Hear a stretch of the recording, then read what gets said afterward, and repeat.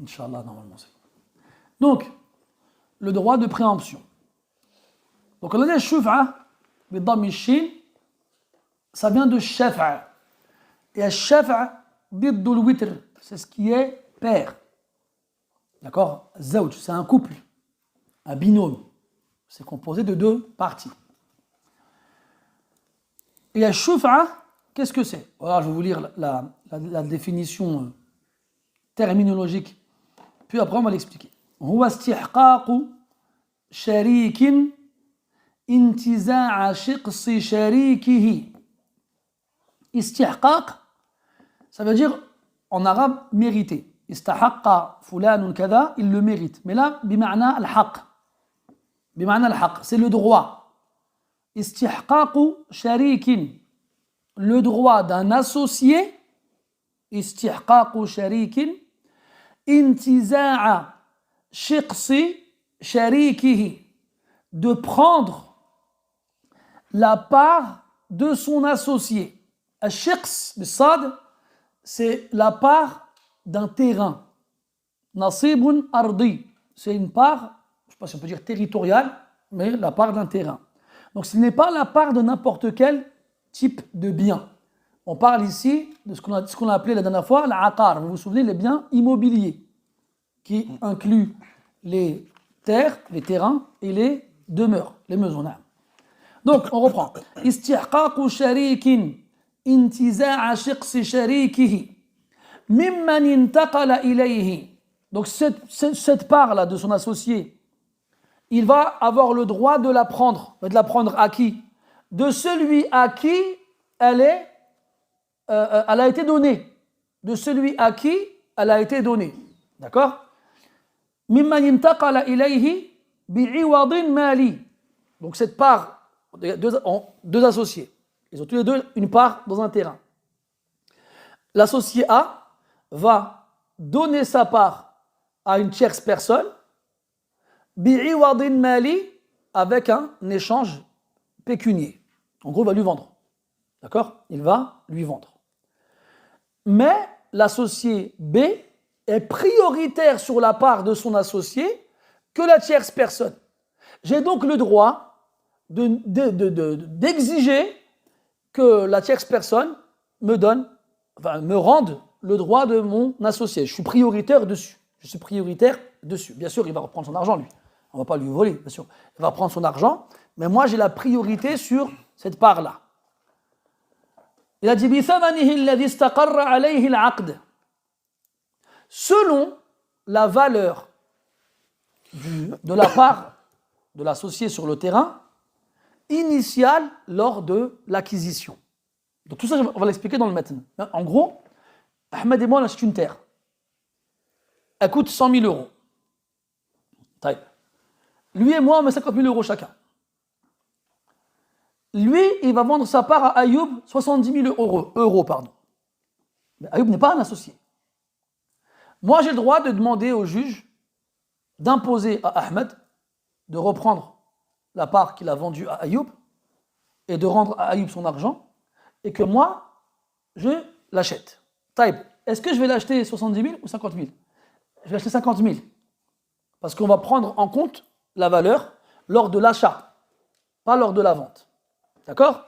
Taïb, donc c'est ça, al-shufa, c'est un droit de priorité à un des associés sur le fait de récupérer la part de l'autre associé avant les autres.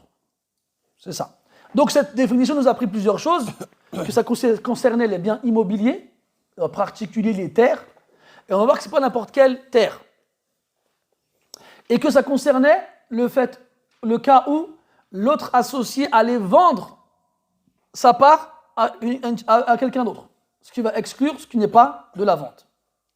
Et c'est ce qui va être évoqué dans ce chapitre, et les conditions qui permettront de réclamer la part de l'associé en priorité. Tfaddal. الحمد لله رب العالمين والصلاة والسلام على نبينا وعلى آله وصحبه أجمعين. قال المصنف رحمه الله: باب الشفعة يحرم التحيل لإسقاطها وتثبوت لشريك في أرض. لماذا مددت وتثبت؟ أنا وتثبت لشريك في أرض تقسم إجبارا بيعت بثمنه الذي استقر عليه العقد فلا شفعة لجار ولا في بناء مفرد ولا في نحو حمام ودار صغيرة ولا فيما أخذ صداقا ونحوه ويدخل غراس وبناء تبع لأرض ولا زرع وثمر وهي على الفور وقت علمه فإن تأخر بلا عذر أو كذب عدلا بطلت كما لو طلب أخذ البعض وهي بين شركاء بقدر ملكهم فإن عفى البعض أخذ الباقي الكل أو ترك ومن باع شقصا وسيفا ونحوه فلشفيع أخذ الشقص بحصته من ثمن كما لو تلف بعضه ولا شفعة بشركة وقف ولا في غير ملك سابق ولا لكافر على مسلم. حسبك بارك الله فيك. طيب تفضل أخي. Il nous dit رحمه الله تعالى يحرم التحيل لإسقاطها. Première مسألة qu'on voit ensemble, c'est التحيل. التحيل, c'est ruser. Comme le sharik, il sait que l'associé, il sait que l'autre associé aura un droit de priorité sur ses parts, s'il vend sa part à quelqu'un d'autre. Lui, il va faire du tahayyul. Yani, quand dans l'acte de vente, il ne va pas écrire bi'tu. Il va employer un terme ambigu qui peut faire comprendre comme quoi c'est un don. A'taytu, aw katabtu. Des termes ambigus qui expriment la réalité, mais qui peuvent sous-entendre autre chose, du tahayyul. Et le but, c'est quoi quand il fait ça? C'est de faire croire à son associé qu'il a donné sa part à quelqu'un d'autre, et donc il le privera de pouvoir la racheter. Parce qu'il est important de préciser une chose, mes frères. Ce droit-là qu'on donne à l'associé, pourquoi on a donné ce droit à l'associé? Parce que lui, il peut être nui avec un associé dont il ne voulait pas. Moi, j'ai voulu être associé avec Ahmed, je n'ai pas voulu être associé avec Abdel Raouf.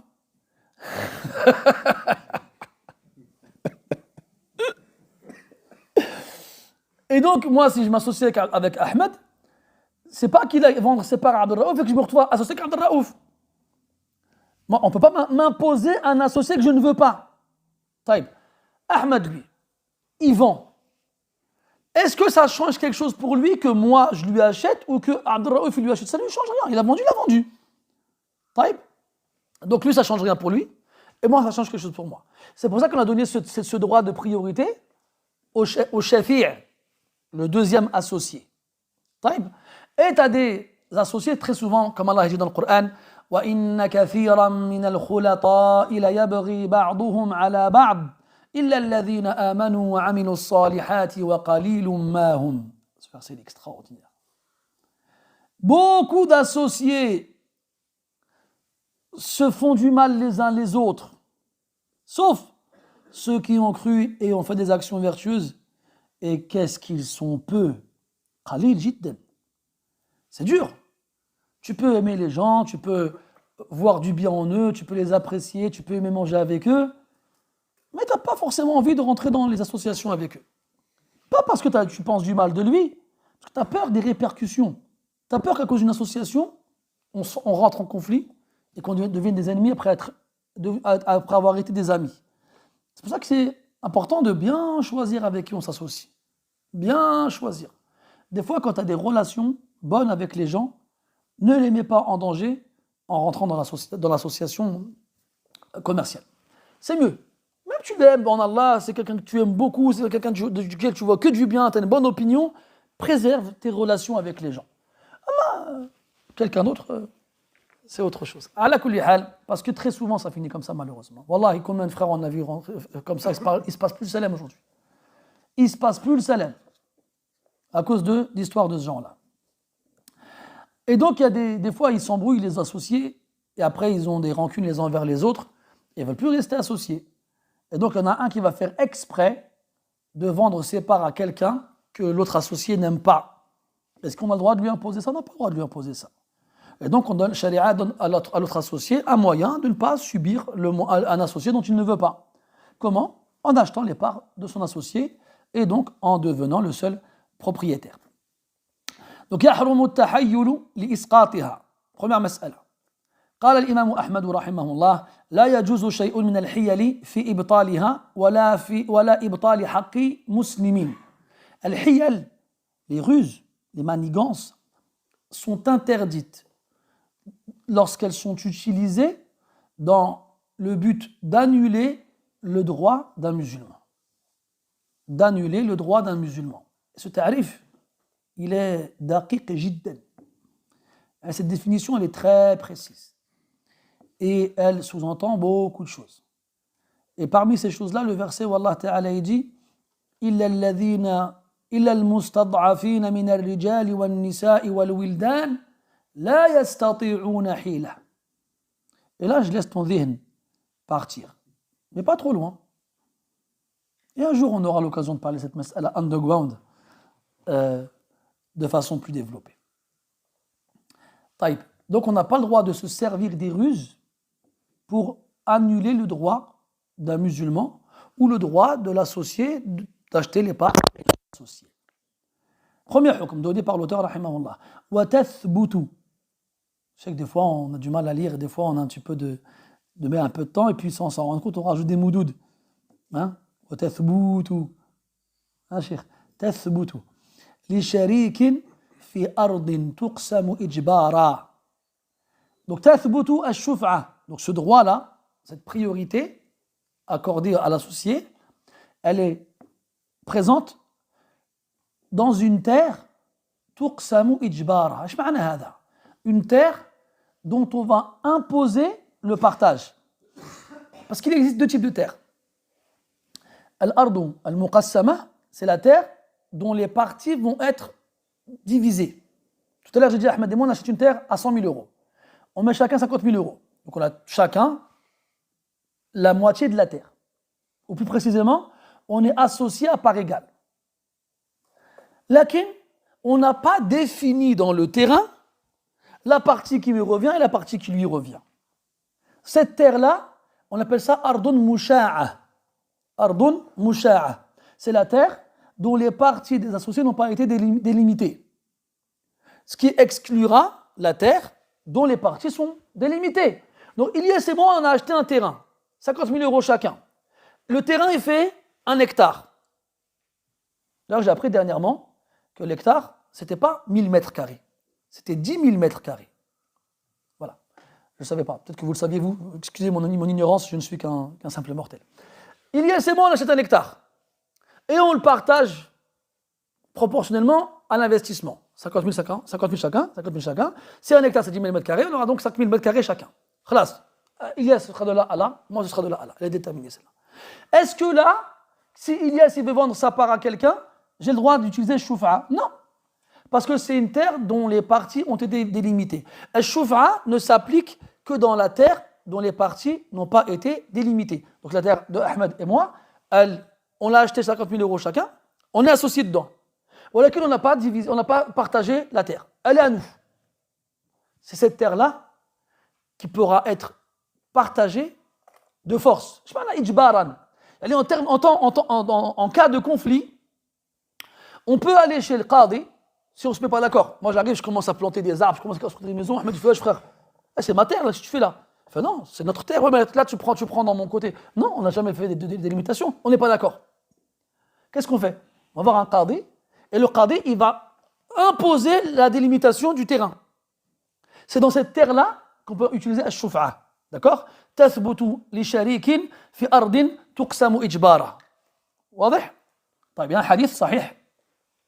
d'après Jabir ibn Abdullah رضي الله عنهما أن النبي صلى الله عليه وسلم قضى بالشفعة في كل ما لم يقسم. النبي صلى الله عليه وسلم il a donné donc le droit à shuf'a dans ce qui n'a pas été partagé. في كل ما لم يقسم فإذا وقعت الحدود وصرفت الطرق فلا شفعة.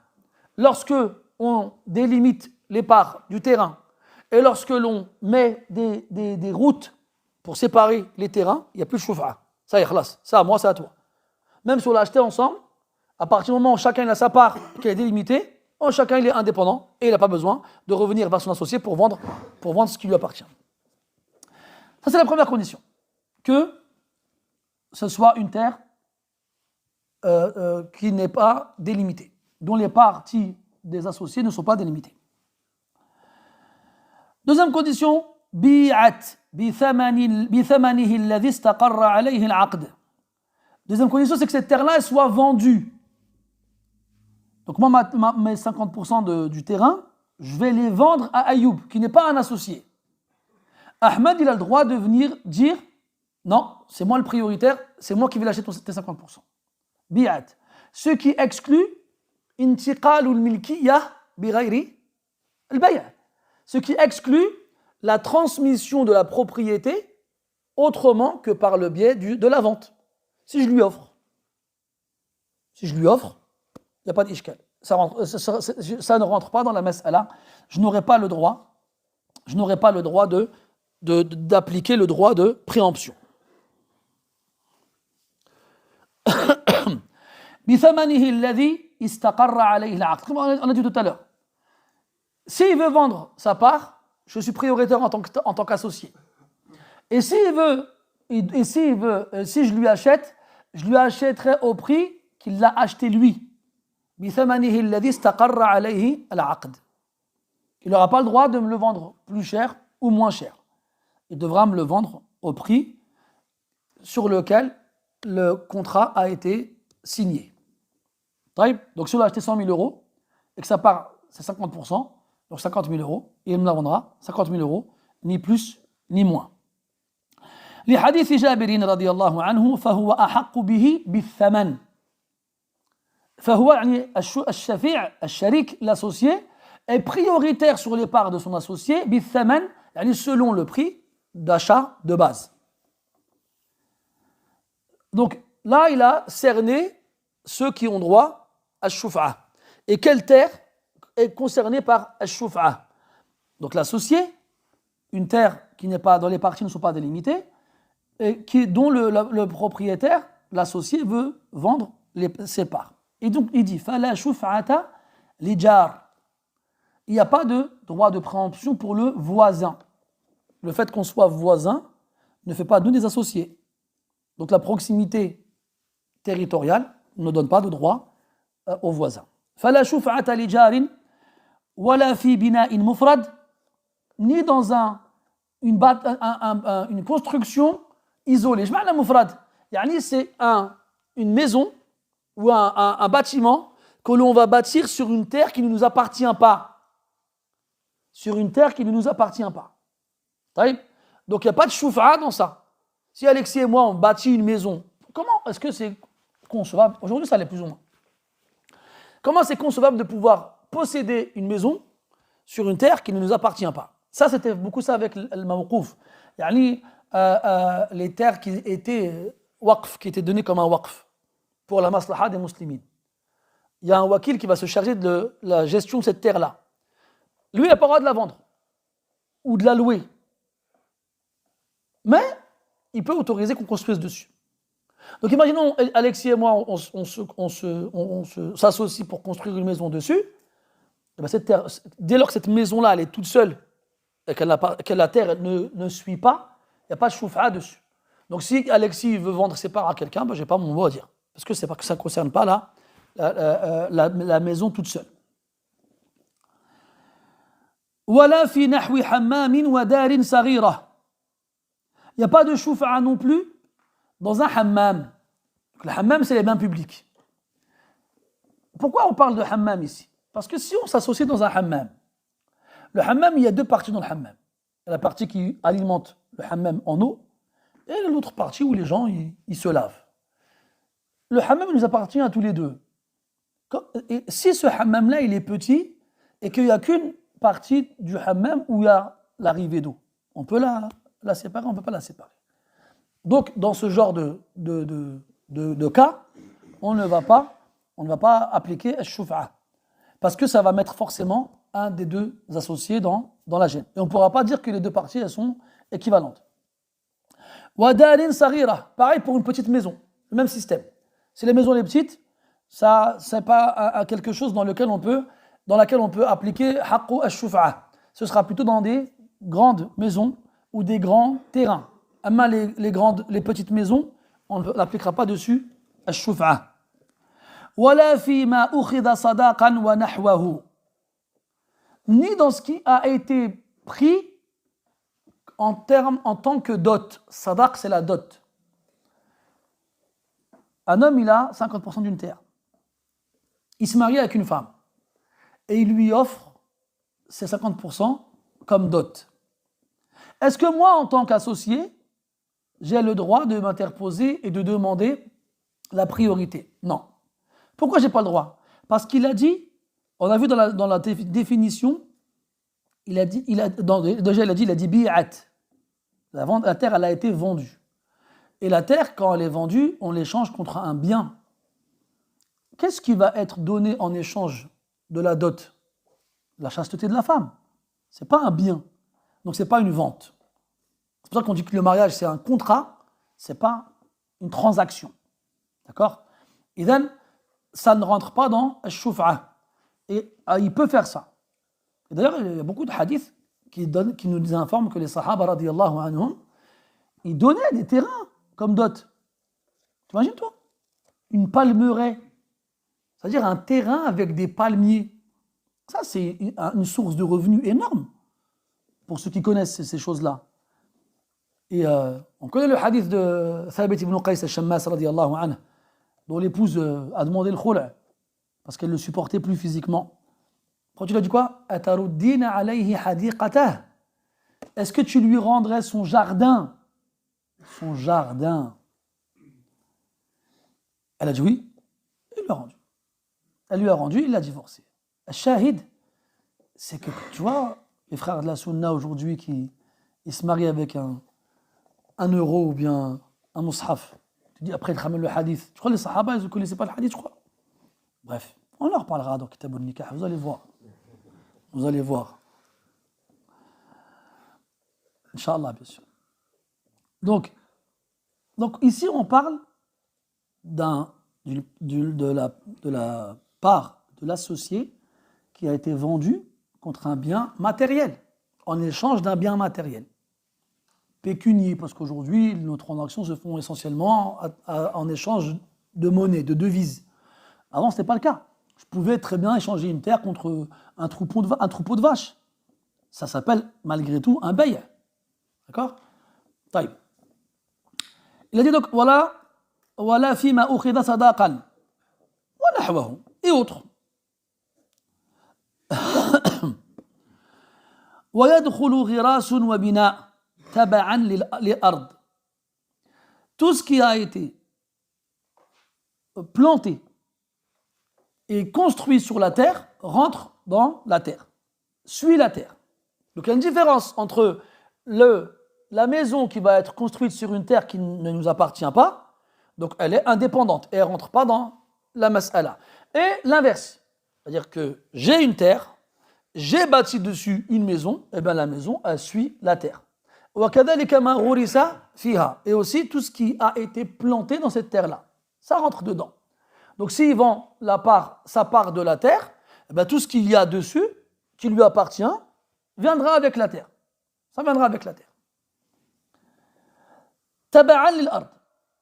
La zar'un wa thamar.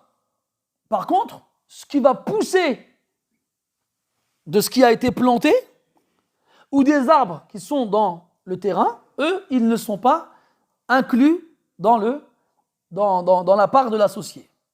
Dans la part de l'associé. Ça, on l'avait vu dernièrement, on l'avait vu. Je ne vous pas où, sinon vous allez me faire flipper. Je suis de bonne humeur, restons de bonne humeur. Taïb. Donc si, moi, la part du terrain, j'y ai planté des arbres, j'y ai semé des graines, et que je vends ma part à mon associé, et que les fruits dans les arbres ont poussé, les légumes que j'ai semés ont poussé. Est-ce qu'ils font partie de la terre? Non. D'accord? Donc ça reste à moi. Le reste, c'est à lui. Les arbres, ils suivent la terre, mais pas ce qui pousse dessus. D'accord? طيب. Troisième condition, قوله رحمه الله وهي على الفور وقت علمه. الفور وقت علمه. يعني, dès lors que l'associé, al-shafi', le deuxième associé, prend connaissance de l'intention de son associé de vendre sa part, alors il doit appliquer son droit de préemption à al-fawr, sur le champ. Waqta ilmihi, dès lors qu'il l'apprend.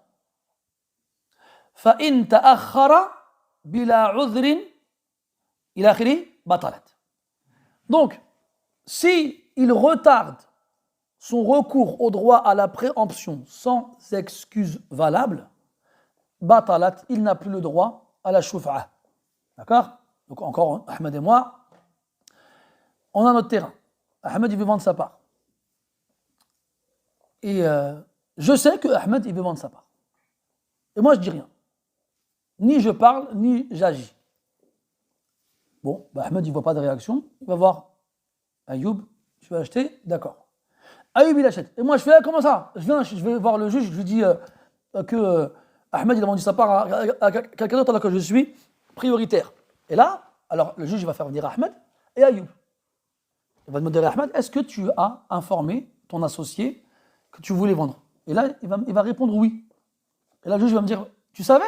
Ouais, je savais. Pourquoi t'as pas réagi sur le coup? Bah, je sais pas, je voulais attendre un peu. Eh ben non. Là, en attendant, sans raison valable, t'as pas d'excuse. Par contre, si tu ne sais pas qu'il veut vendre, il t'a pas informé, il t'a rien dit, ou bien tu as une excuse qui t'a empêché d'agir. Tu étais en voyage, tu étais bloqué à l'étranger, tu étais malade, tu ne pouvais pas sortir, tu as une excuse.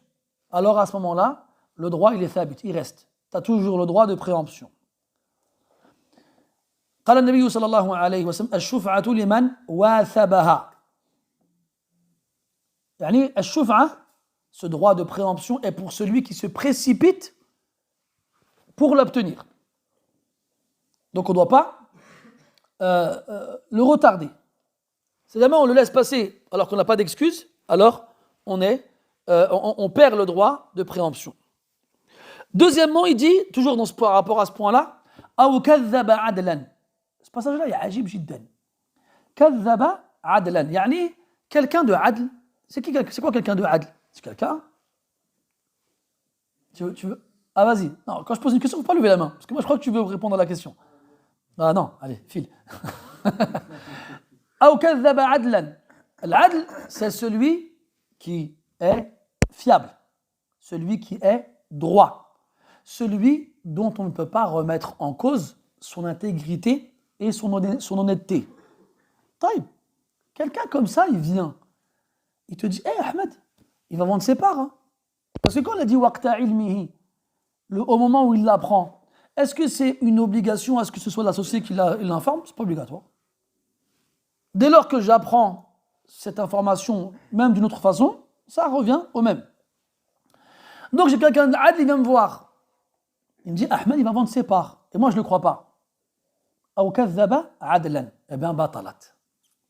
Ce ne sera pas une excuse valable quand j'irai voir le juge pour qu'il me donne le droit de préemption. Parce que je n'avais pas le droit de rejeter le adl. Chauf, subhanallah. Le fiable. Mais pour appliquer cette règle, mes frères, il faut qu'on sache c'est quoi le adl. Et là, c'était quoi le adl? C'était celui dans lequel deux choses se réunissaient. Al-istiqama wal-muru'a. Al-istiqama, c'est son respect des obligations et son délaissement des interdictions. Al-muru'a, c'est son honnêteté, sa dignité, son rapport avec les gens. Donc quand tu veux voir si quelqu'un il est fiable, il est adl, regarde comment il est avec Allah et regarde comment il est avec les gens. Et là, quand il vient et qu'il te dit une information, tu n'as pas de raison de ne pas le croire. Tu n'as pas de raison de ne pas le croire. C'est pour ça qu'il est très important, dans l'acceptation des informations, de prendre en compte l'état de l'informateur. Allah a dit dans le Coran, إن جاءكم فاسق بنبأ فتبينوا. Si un fasiq vient à vous avec une information, confirmez d'abord avant d'agir. وفي قراءة فتثبتوا. Confirmez. Regardez c'est ce qu'il dit, c'est vrai. Et donc, mafhumul mukhalafa, la compréhension inversée du texte nous fait comprendre que إن كان المخبر غير فاسق فلا حاجة للتبيين والتثبيت. Si l'informateur n'est pas considéré comme fasiq, alors il n'y a pas besoin de confirmation. On doit le croire. Après, tout dépend de la nature de l'information. Est-ce qu'elle n'implique pas une autre personne ou est-ce qu'elle l'implique? Et dans le Coran, Allah Ta'ala, il met comme condition pour l'acceptation du témoignage que le témoin il soit adl. Yashhadu bihi dawa adlin minkum. T'imagines? Et ça, c'est une condition que l'on demande dans des témoins pour un gibier qui a été tué. Un gibier, un animal que tu vas manger. Qu'est-ce qu'on doit dire alors de l'honneur du musulman? Ya ikhwani, l'honneur du musulman, il est plus sacré auprès d'Allah que la Kaaba elle-même. Que la Kaaba elle-même. Et Allah Azza wa Jalla a demandé pour des gens qui vont témoigner de la valeur d'un animal qui a été tué pour être mangé, qu'il soit fiable et de confiance. Qu'est-ce qu'on doit dire alors quand les informations que te rapportent, elles touchent à l'honneur d'un musulman? Qu'est-ce qu'on doit dire alors? Ajib hada wallah. Et donc si, pour revenir à la mas'ala, si quelqu'un de fiable, quelqu'un pour lequel tu n'as aucun moyen de rejeter son information, tu n'as pas le droit de rejeter son information. C'est un musulman. Ça nous fait comprendre que le musulman, à la base, on n'a pas le droit de le considérer comme étant un menteur. Tu n'as pas le droit. Parce que tu n'as rien qui te prouve que c'est un menteur. Et la base chez lui, c'est qu'il est préservé d'accusations. Comme on dit en français, la présomption d'innocence. Il est innocent. Il est innocent. Et donc, quand ton frère il vient te voir et qu'il ne t'a jamais menti, et que personne ne t'a jamais dit qu'il avait menti, tu n'as pas le droit de dire que c'est un menteur. Tu n'as pas le droit. Et tu dois prendre ce qu'il te dit comme étant une vérité. Et puis, tu confirmes. Si tu as un doute. Mais tu ne dois pas le rejeter. Et là, si jamais on vient te voir, on te dit, Akhi, ton associé est en train de vendre ses parts. Ah, c'est pas vrai. C'est pas vrai. Et qu'après, tu te rends compte que c'est vrai, eh bien, devant le juge, tu auras tort. Et tu n'auras pas le droit au droit de préemption. طيب. أو كذب عدلا بطلت كما لو طلب أخذ البعض وهي بين شركاء بقدر ملكهم. Quatrième condition. Dans le cas où الشفيع, donc l'associé qui veut avoir recours au droit de préemption, ne pourrait pas payer la somme complète de la part de son associé. D'accord? Donc, sa part, elle vaut 50 000 euros. J'ai la priorité sur l'achat. Mais le problème, c'est que je ne peux pas la payer entièrement. Je n'ai pas les moyens de la payer entièrement. Et là, l'auteur, rahimahullah, il nous donne deux cas par rapport à cette mas'ala. Premier cas, on n'est que deux. Quand vous voyez dans le texte, en fait, on n'a pas encore, je ne me souviens pas si on l'a vu jusqu'à présent ou pas, le mot shafi' ici, c'est l'associé, en référence à shuf'a. Mais quand on est deux, parce que le mot sharik, c'est l'associé, mais il ne nous fait pas comprendre qu'ils ne sont que deux. Alors que si on dit shafi', on sait qu'ils sont que deux. Il n'y a pas trois associés dans un binôme. Ça n'existe pas. Donc soit on est deux, mon associé il me vend ses parts, mais je n'ai pas la somme complète pour acheter ses parts. Premier cas. Soit on est plusieurs.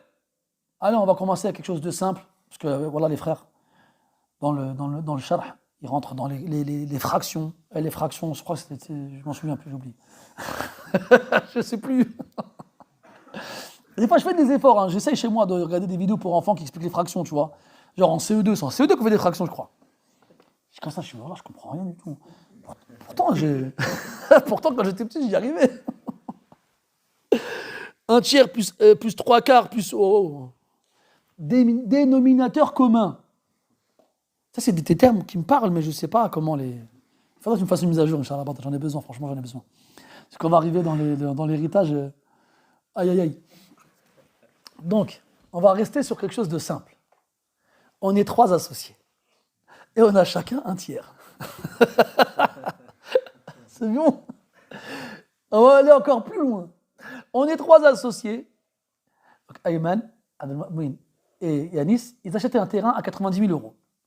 Et ils mettent tous 30 000 euros. Ah, mashallah. Ayman, il veut vendre sa part. Il a dit وَهِيَ بَيْنَ شُرَكَاء بِقَدْرِ مِلْكِهِمْ. Donc cette part-là, elle sera proportionnelle à leur propriété du terrain. طيب.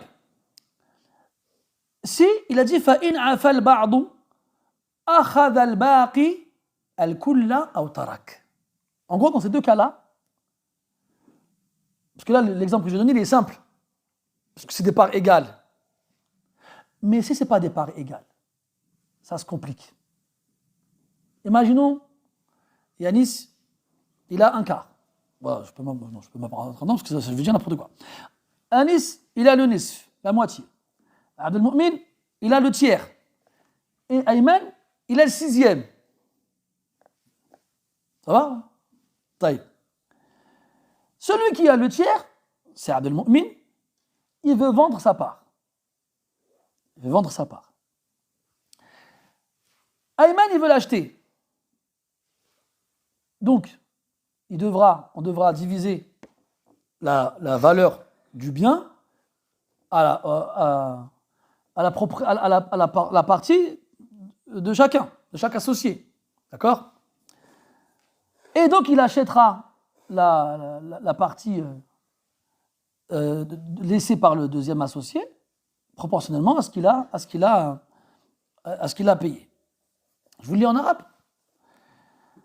فدار بين 3 نصف وثلث وسدس فباع صاحب الثلث فالمسألة من 6 والثلث يقسم على 4 فتصير الدار بعد الأخذ بالشفعة بين الشفيعين 4 لصاحب النصف 3 أرباعها ولصاحب السدس ربعها. Je vous le fais en français. 3 associés qui ont acheté une maison. Un, il a la moitié, un, il a le tiers, et le dernier, il a le 6e. Celui qui a le tiers, il vend sa part. Donc il reste 6 parties. Moi, je vous traduis ce qui est écrit, parce que je ne comprends pas. فالمسألة من 6 والثلث, donc le tiers, يقسم على 4. On le divise par 4. Je sais que pour certains d'entre vous, c'est évident. Mais donc à ce moment-là, la part de celui qui l'a vendu, se retrouve divisée en quarts. Celui qui avait la moitié, il aura 3 quarts, et celui qui avait le 6e, il lui reste 1 quart. Taïb. Donc, si celui qui n'est pas intéressé par le rachat de la part, il laisse l'autre partie à celui qui a qu'un seul quart. Eh bien, il prendra le reste. Et il devra acheter le reste. Mais il devra l'acheter totalement. Il n'aura pas le droit de le prendre partiellement. Ça veut dire qu'il n'aura le droit de racheter la part de l'un des associés que s'il le rachète totalement. Donc soit ils sont 2, soit ils sont 3 ou plus. S'ils sont 2 et qu'il ne peut pas racheter totalement la part de l'autre, il n'a pas le droit de préemption. S'ils sont 3, et même après le partage des parts équitablement entre les 3 associés, après que l'un d'entre eux se soit retiré, il reste malgré tout impossible pour l'un des 2 de racheter la part, il n'aura pas le droit de préemption. Donc ce que tu dois retenir, toi, c'est que tu ne pourras avoir recours au droit de préemption que lorsque tu seras capable de racheter la part de ton associé entièrement. Si tu ne peux pas, alors tu perds ce droit-là. وَمَنْ بَاعَ شِقْصًا وَسَيْفًا وَنَحْوَهُ فللشفيع أخذ شقص بحصته من ثمن كما لو تلف بعضه. Autre mas'ala, c'est celui qui va vendre la part du terrain qui lui appartient avec autre chose. Là, il a dit wasayf, une épée par exemple, ou autre, n'importe quoi. Un esclave, une maison, n'importe quoi. Est-ce que l'associé a l'obligation d'acheter tout ce que l'autre y vend? Il n'a pas l'obligation. S'il a recours au droit de préemption, parce que là, le but, c'est quoi? C'est que l'associé qui ne veut pas lui vendre ses parts rende la transaction plus difficile pour le dissuader de l'acheter. Alors, il rajoute des trucs qui n'ont rien à voir dedans. D'accord? Il dit, tiens, je te vends la terre avec mon épée, sinon je ne la vends pas. Ton épée vaut combien? 500. Et la terre, 5000. J'ai pas moi 5500, j'ai que 5000. Eh bien, quand il aura recours au droit de préemption, on ne lui imposera pas d'acheter ce qui ne fait pas partie du contrat. Ça n'aura pas de poids dans le contrat. De la même façon que si il est arrivé, c'est une maison, et qu'elle a brûlé en partie. Est-ce que je vais lui faire payer la partie détruite? Non. Il ne paiera que la partie restante. Et bien, de la même façon, quand quelqu'un il veut t'imposer d'acheter quelque chose avec sa partie du terrain, tu n'es pas forcé de l'acheter parce qu'elle ne fait pas partie du contrat. Wala shuf'ata bi sharikati waqfin. Dernière mas'ala, il y en a 3, c'est dans quelles circonstances on ne peut pas avoir recours au droit de préemption. Il a dit bi sharikati waqf. Le waqf, on va en parler bientôt, Inch'Allah, c'est le leg. C'est lorsqu'on va enlever au bien tout profit commercial. On ne peut plus le vendre, plus l'acheter, plus en tirer le moindre profit. On le bloque dans l'intérêt des gens. Et donc si on s'associe dans une terre que l'on va bloquer comme leg, il n'y a pas de shuf'a possible. Il n'y a pas de shuf'a possible. Donc si moi, la terre, même si je l'ai bloquée, je ne peux pas donc la vendre. La terre, en la bloquant, je ne peux pas la vendre. Il n'y a pas de shuf'a possible.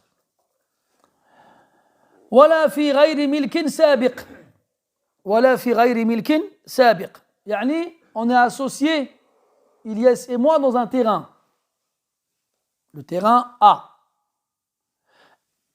Il s'avère que avant de m'associer avec Ilyes dans l'achat du terrain A, j'avais déjà un terrain B.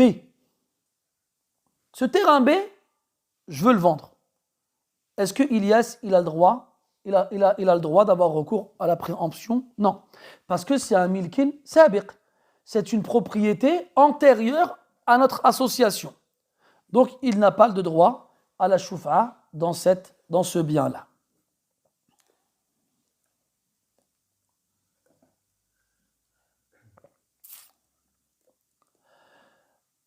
Wala li kafirin ala muslim. Il n'y a pas de shuf'a. On n'accordera pas le droit de préemption à un mécréant envers un musulman. Donc là, ça nous fait comprendre qu'il est permis de s'associer avec quelqu'un qui n'est pas musulman. Ça, on l'a déjà vu précédemment. Avec des conditions. Et dans le cas où le mécréant voudrait avoir recours au droit de préemption vis-à-vis de son associé musulman, il n'y aura pas le droit. Pourquoi? Pour ne pas lui donner la supériorité sur son associé musulman. En se basant sur le verset où Allah Ta'ala dit وَلَنْ يَجْعَلَ اللَّهُ لِلْكَافِرِينَ عَلَى الْمُؤْمِنِينَ سَبِيلًا. Allah il ne donnera pas de voix aux mécréants sur les croyants. Et parmi les basaïl qui rentrent dans ce verset, celle-ci, parce qu'elle empêche l'associé de jouir librement de son bien. Ça, on l'accepte quand on a associé les musulmans. Ama si c'est un kafir, il n'a pas à t'empêcher de faire cela. Wallahu a'lam, on naktafi bihadha al-qadr, insha'Allah ta'ala. Avez-vous des questions? Vous savez, encore une fois, ces chapitres-là, ils nous montrent il nous montre à quel point les moyens d'être indépendant financièrement, ils sont nombreux. Ils sont nombreux. Et ça nous fait comprendre que, on l'avait déjà vu ensemble dans la société des musulmans, les gens gagnaient leur vie de plusieurs façons. C'était soit des commerçants, soit des artisans, soit des employés, des ouvriers, des gens qui travaillent pour les autres. Donc, si on divise ça par 3, les 2/3 de la population active étaient indépendantes. Et ils travaillaient pour elles-mêmes, les commerçants et les artisans. Ce qui veut dire que la minorité de la population, qui n'avait ni commerce ni métier, proprement dit, parce que quand on dit avoir un métier, c'est savoir faire quelque chose. Et c'est un savoir que tu vas vendre aux gens, ou bien avec lequel tu vas leur faire des choses. C'est ça que tu vas vendre, c'est ça ton commerce à toi. Le couturier, le cordonnier, ce que tu veux. L'ouvrier ou l'employé, lui, il n'a pas ce savoir, ni cette marchandise qu'il pourrait vendre. Alors qu'est-ce qu'il lui reste à faire? Travailler. Tiens, on va porter ces cartons, ramener là-bas. Tiens, va peindre ce mur. Tiens, voilà, des choses que n'importe qui peut faire. Ça, c'était le bas de l'échelle professionnelle, si on peut l'appeler ainsi. Et c'était même, limite, le dernier recours pour les gens qui n'ont aucun moyen de subvenir à leurs besoins. D'ailleurs, le prophète, il a dit dans un hadith, sallallahu alayhi wa sallam, à 2 hommes qui vous demandaient la sadaqa, il les a regardés comme ça, il leur a dit « Khuduha wa'alamu annaha la tahillu fi muktasibin wa la dhi mihna » Il a dit « Prenez-la, l'aumône, mais sachez qu'elle n'est pas permise pour 2 types de personnes. Al-muktasib, c'est celui qui a... c'est pas dhi mihna, c'est dhi quwwa. C'est celui qui a appris un savoir, l'artisan. D'accord? Celui qui sait travailler et qui sait faire quelque chose et qui peut vivre avec. Lui, il n'a pas droit à la sadaqa. Tu as un savoir-faire, va t'en servir pour gagner ta vie avec. Wala dhi quwwatin, ni quelqu'un de fort. Tu n'as pas de savoir-faire, mais tu as une force physique avec laquelle tu peux porter des choses, tu peux... voilà. Tu n'as pas droit à la sadaqa toi non plus. Tu n'y as pas le droit. Ces gens-là, ils ne peuvent pas dire on n'a rien. Ama celui qui est vieux ou qui est malade ou la femme qui ne peut pas faire ces choses-là, les enfants, ou là, ils ont droit à la sadaqa. Taïb. Idhan, dites-vous qu'aujourd'hui, dans la société actuelle, capitaliste, regardez ce qu'ils ont fait. Il y a des commerçants ou des artisans qui ne font plus le commerce eux-mêmes et qui ne font plus l'artisanat eux-mêmes. Ils emploient des gens qui le font pour eux.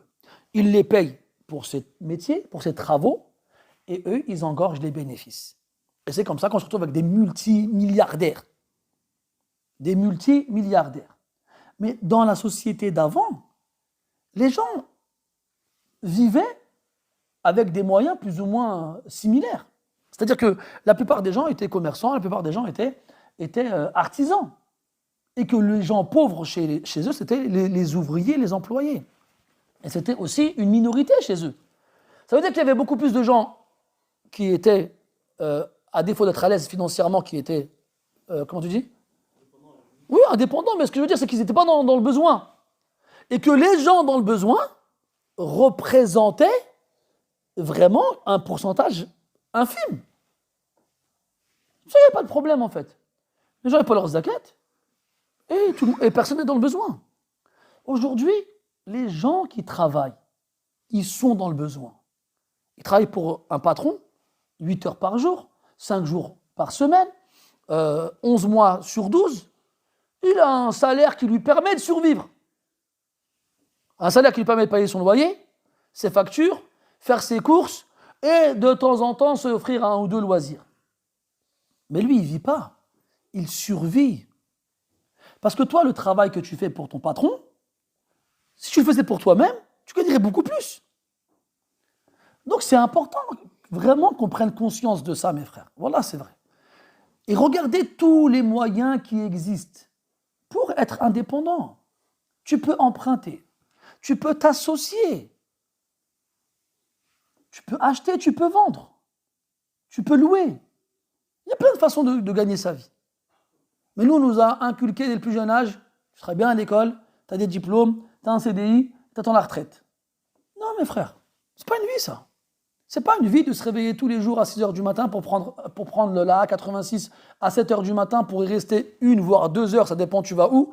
Pour arriver au bureau, tu vas rester 8 heures, voire même plus si tu comptes l'heure du déjeuner, pour te retaper la A86 au retour et rentrer chez toi à 20 heures. C'est quoi cette vie-là? Qu'est-ce que c'est que cette vie-là? Cette vie-là qui pousse beaucoup de musulmans à ne pas faire la prière à l'heure, à faire des choses interdites. Pourquoi? Parce qu'ils ont juste peur de l'indépendance. Tu peux, voilà, tu peux. Emprunte 1 000 euros par-ci, 2 000 euros par-là, tu mets 5 000 euros de côté, tu achètes une marchandise, tu la vends, une voiture, tu la vends, et tawakkal ala Allah. Tawakkal ala Allah. Ou bien fais une formation. Wallah, je vous l'ai dit, mes frères. Quand on était petits, on était bêtes, on se moquait d'eux. Nos camarades de classe qui étaient des CAP électriciens, des CAP plombiers. Ah, il va faire le plombier, tout ça. Quand nous, on attendait le bus pour aller à la fac, il avait déjà sa voiture. Et lui, il passait comme ça, il faisait « Ah, il prend le bus ». Et 2 ans plus tard, à la fac, on n'a rien fait, parce que la fac, c'était les vacances. Hein. Lui, il a déjà un CDI. Il a 19 ans, 20 ans. Puis je le revois plus tard, quand toi, tu as fini la fac, parce que moi, je ne l'ai pas fini, je n'ai pas fait long feu là-bas, avec un bac plus 4. Lui, ça y est, il a ouvert sa boîte. Et quand tu as passé des CDD dans 16 boîtes différentes, parce que personne ne veut lui donner un CDI, tu apprends quoi? Il a acheté sa voiture, il a acheté sa maison, il a construit une nouveau bled. Vous avez le même âge, il y a un océan entre vous. Pourtant, monsieur, il a un bac plus 4. Lui, il a un CAP. Et tu te moquais de lui à l'époque, quand il était dans son CAP. Ah, tu vas apprendre à visser des boulons. On se moquait d'eux. Maintenant, c'est eux qui se moquent.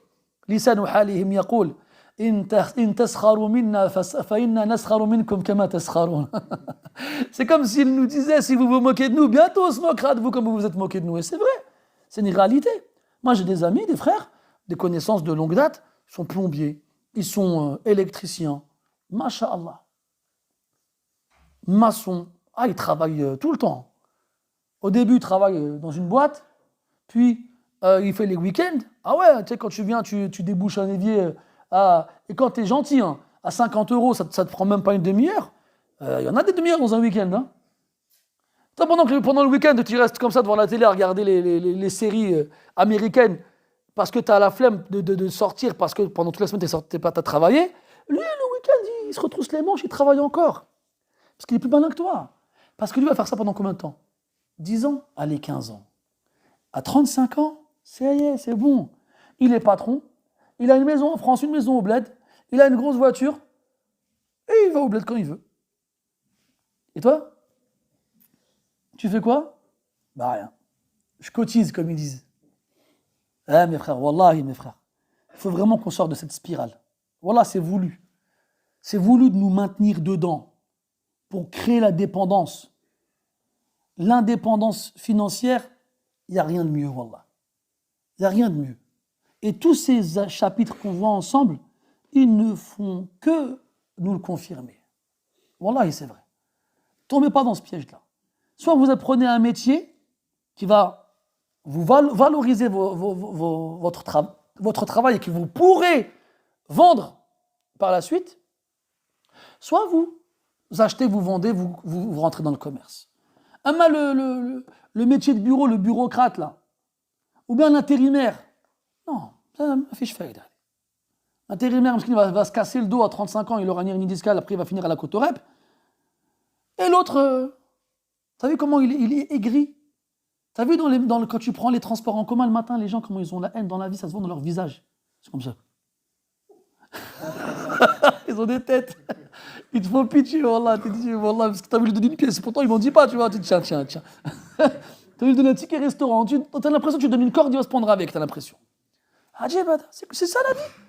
Et c'est pour ça qu'on dit tout le temps que les pays occidentaux, malgré le confort de vie, ce sont les pays dans lesquels il y a le plus de dépression. Parce que ton nefs, il n'est pas fait pour vivre comme ça. T'es en prison, Harry. Tu sais, quand on parlait d'esclavage, la dernière fois qu'on a fait la comparaison avec les ouvriers d'aujourd'hui, c'est ça l'esclavage. Parce que tu es esclave, en fait. Tu n'as pas de liberté. Tu dois pointer tous les jours, tu as le stress d'arriver en retard, tu as le stress du patron qui va te crier dessus parce que tu n'as pas fait le travail à l'heure, ou bien tu es parti trop tôt, ou bien tu vis dans le stress. Tu prends les transports en commun, tu as le stress. Tu restes bloqué dans les bouchons, tu as le stress. Tu fais des du'a pour que ta voiture ne tombe pas en panne, parce que si elle tombe en panne, elle va casser ton budget, parce que tu n'as pas prévu ces réparations-là dans ton budget. C'est pour ça que les gens, ils prennent des crédits pour acheter des voitures, pour partir en vacances. Crédit à la consommation. C'est ça la réalité des gens aujourd'hui. Mais le commerçant, il ne veut pas travailler, il ne va pas. Il se réveille le matin comme ça, il va dans sa cuisine, il regarde sa femme en train de lui faire une omelette, ses enfants en train de jouer. Allez, aujourd'hui, je reste à la maison. Tu ne peux pas faire ça quand tu as un CDI, tu ne peux pas. Tu ne peux pas. Tu es chez toi, tu ne vois plus dehors, il fait froid. Tu dis à ta femme, tes enfants, allez, faites vos bagages. On part où vous voulez. Tu vas aller où? Ah, moi je vais aller en Grèce. Ah ouais, et toi? En Turquie. Et toi? Je vais aller, allez, on va dans les trois. Tu peux. L'autre, le CDI, il peut pas. Patron, est-ce que je pourrais, s'il vous plaît, prendre... Non. Ah, d'accord. Tu peux pas. Esclave. Slave. Et then, libère-toi, ya akhi. Taharrar. Libère-toi. Et c'est abwab, wallahi, c'est ni'ma. Ça montre comment ça se fait que la Ummah, elle était forte. Parce que c'était des gens qui étaient indépendants. Et quand on leur demandait Anfiqu fi sabilillah, ils venaient donner des grosses sommes. Ils avaient ça, plus un tawakkul en Allah Azza wa Jal, que beaucoup d'entre nous n'avons pas. Ils donnaient. C'est ça qui a fait que Uthman, il est venu, il a équipé, financer une armée à lui tout seul. C'est ça qui a fait que Omar il a ramené la moitié de ses biens. C'est ça qui a fait que Abu Bakr il a ramené tous ses biens. Ils avaient de l'argent. Ils n'avaient pas peur de la pauvreté. Comme nous, on a peur de la pauvreté. فكيف تخاف الفقر والله رازق فقد رزق الحوت والطير فقد رزق الطير والحوت في البحر ومن ظن أن الرزق يأتي بقوة ما أكل العصفور شيئا مع النسر. Comment tu peux craindre la pauvreté alors que c'est Allah qui donne? Il a donné à l'oiseau dans le ciel et au poisson dans la mer. Et celui qui croit que la subsistance ne vient qu'avec la force, qu'il m'explique alors comment l'oisillon dans son nid a pu manger quelque chose à côté de l'aigle. Comment, ya akhi? Le tawakkul, mes frères.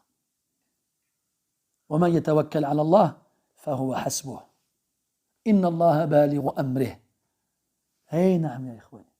Vous avez des questions? Vous n'avez pas de questions? Ben merci. Ah, mince, vas-y, je reprends mon merci alors. Tfadal, Hamza. Non. La adri. Franchement, dans le match, il ne fait pas référence à ça. Après, je ne sais pas. Allah.